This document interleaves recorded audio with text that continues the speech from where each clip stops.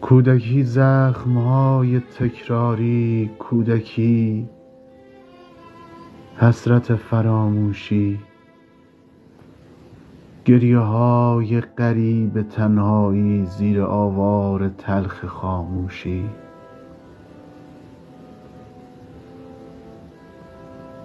انتظار دوچرخه کورسی، لذت قول دادن بیجا، شب نخوابیدن اشتیاق ضیا، صبح بیدار شدن دروغ و عذاب.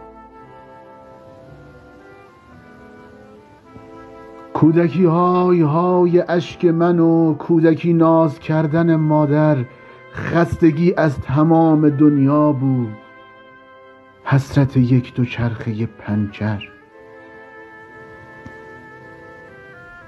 من یتیم بودم و امیر علی هم پدر هم دوچرخه نو داشت، او خدایش همیشه با او بود، من خدایم همیشه وقت نداشت.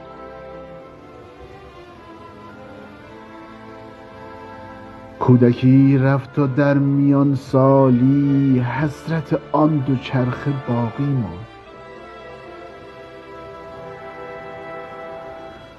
کودکی رفت و در میان سالی، حسرت آن دوچرخه باقی ماند. من هنوز هم رکاب را بلدم، چه کسی آن دوچرخه را می‌راند؟ من هنوزم رکاب را بلدم، چه کسی آن دوچرخه را می‌راند؟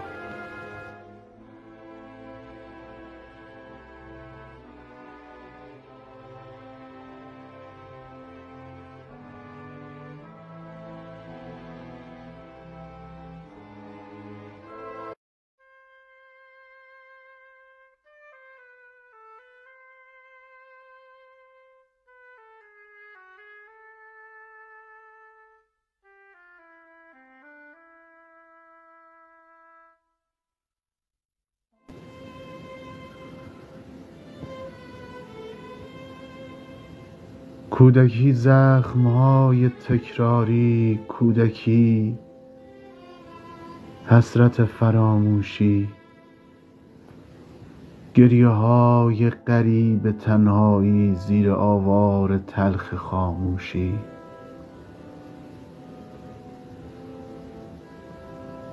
انتظار دوچرخه کورسی، لذت قول دادن بیجا، شب نخوابیدن اشتیاق ضیا، صبح بیدار شدن دروغ و عذاب. کودکی های های اشک من و کودکی ناز کردن مادر، خستگی از تمام دنیا بود، حسرت یک دوچرخه پنچر. من یتیم بودم و امیر علی هم پدر هم دوچرخه نو داشت، او خدایش همیشه با او بود، من خدایم همیشه وقت نداشت.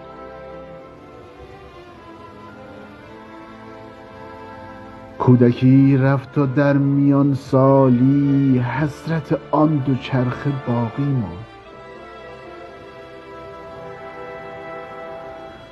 کودکی رفت و در میان سالی، حسرت آن دوچرخه باقی ماند.